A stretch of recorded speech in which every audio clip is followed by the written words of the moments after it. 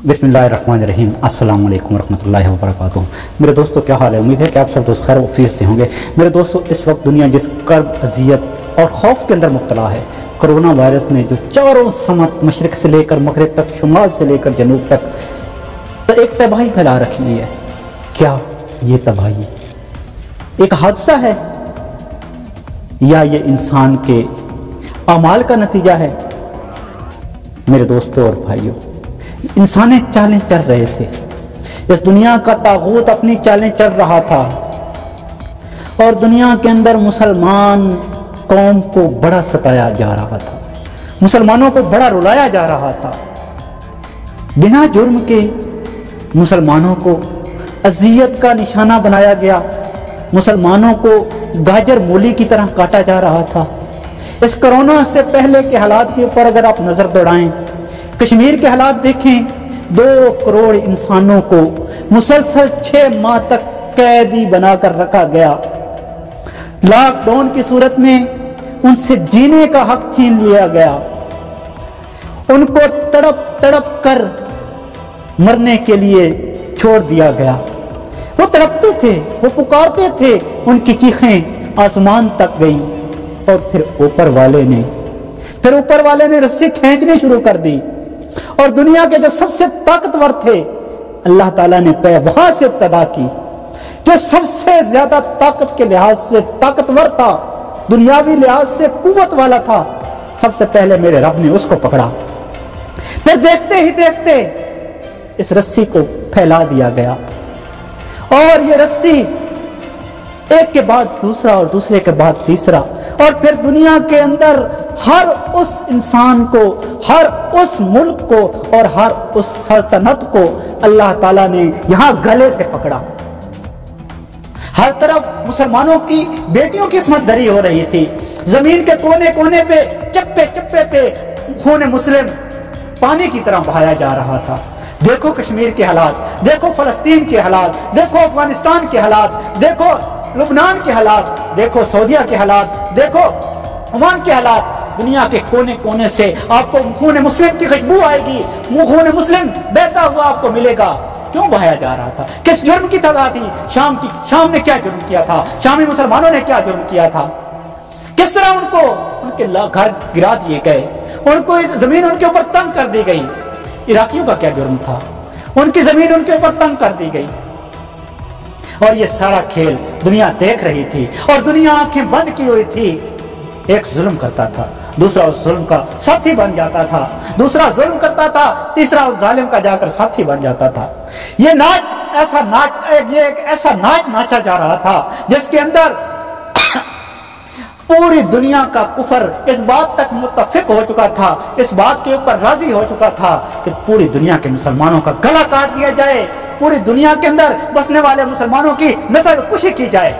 तुम अपनी चालें चल रहे थे, मेरे रब ने अपनी चाल चली और देखा हालात तुम्हारे सामने हैं। वही ताकतवर अमेरिका जो पहले गुरूर और तकब्बर थे, जिसकी गर्दन के अंदर सरिया था, वो बरतानिया गुरूर और तकब्बर की वजह से जिसने सकाराफ के ऊपर पाबंदी लगाई हुई थी, जिसने अल्लाह अकबर अजान के ऊपर पाबंदी लगाई हुई थी, वो स्पेन और इटली जहां आप सकाराफ नहीं पहन सकते थे, जहां अल्लाह का नाम लेना जुर्म था, जहां दाढ़ी जुर्म था, जहां अजानें जुर्म थी, लेकिन उन हुकूमतों ने घुटने टेक दिए, रब के सामने घुटने टेक दिए। रब ने अभी कुछ भी नहीं कहा, रब ने अभी पूरी तरह रस्सी नहीं खींची, रब ने अभी पूरी तरह गला नहीं दबाया। मेरे दोस्तों, ये हिसाब बहुत लंबा है, ये हिसाब बहुत पुराना है। तुमने खून पिया और जी भर के पिया और तुमने इस जमीन को सुर्ख किया और खून मुस्लिम से सुर्ख किया। तुम अब बहुत कर्ज बाकी है, मेरे रब ने अब तुम्हारी रस्सी खींची है, अब घबराओ नहीं। और वो भी तैयार हो जाएं, लाल झंडे वाले भी तैयार हो जाएं, मेरे जिस्म मेरी मर्जी वाले भी तैयार हो जाएं। अब एक एक के गले से पकड़ा जाएगा और उनके गले से भी पकड़ा जाएगा जो इनके हमायती थे, जो बड़े दावे करते थे, जो टीवी के ऊपर आकर बड़े बड़े बोल बोला करते थे, जो मदरसे का मजाक उड़ाते थे, कुरान का मजाक उड़ाते थे, पर्दे का मजाक उड़ाते थे, जाहिल समझते थे। किधर गए मेरे जिस्म मेरी मर्जी वाले और किधर गई वो तालीम के नाम पर मुसलमान दाढ़ी वाले को गाली देने वाली? सब जाकर अपने बल्लों में घुस गए हैं और मेरा रब तुम्हें तुम्हारे बल्लों से खींच के बाहर लाएगा और तुम तमाशा बनोगे। बड़ी मोहलत दी। 100 साल तक तुमने मुसलमानों को काटा, मुसलमानों को चीरा, मुसलमानों का खून बहाया, मुसलमानों की असमतों के साथ खेलते रहे। मेरा रब देखता रहा, मुसलमान सहते रहे मेरे दोस्तों। लेकिन अब मेरे रब की अब लाठी घूम पड़ी है, मेरे रब की लाठी अब चल पड़ी है। तुम्हारी चालों का वक्त अब खत्म हो चुका है। अब मेरा रब अपनी चाल चल रहा है, और जो सबसे बेहतर चाल चलने वाला है, और उस चाल के सामने अब कोई टिकता नहीं नजर आ रहा, कोई ताकत नजर नहीं आ रही जो मेरे रब के सामने खड़े होकर दिखाए। लेकिन अब बेसूद, अब वक्त गुजर गया। फिरौन जब डूबा, पानी के अंदर होते आए, और उसने बुलंद आवाज में कहा कि मैं ईमान लाया मूसा पर और मूसा के रब पर, लेकिन वक्त गुजर चुका था। तुमने बहुत जुल्म कर लिए, अब तुम तौबा कर लो, अब तुम पलट भी आओ, अब तुम लौट भी आओ।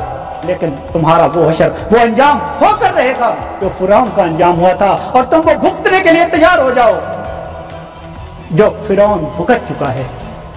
तुमने तारीख से सबक नहीं सीखा, तुम तारीख पुकार पुकार कर, चीख चीख कर बुलाती रही, मुझे देखो, इन अफसानों को पढ़ो, फिरौन को देखो, कारून को देखो, अबू जहल को देखो, दुनिया के सारे कुफर को देखो।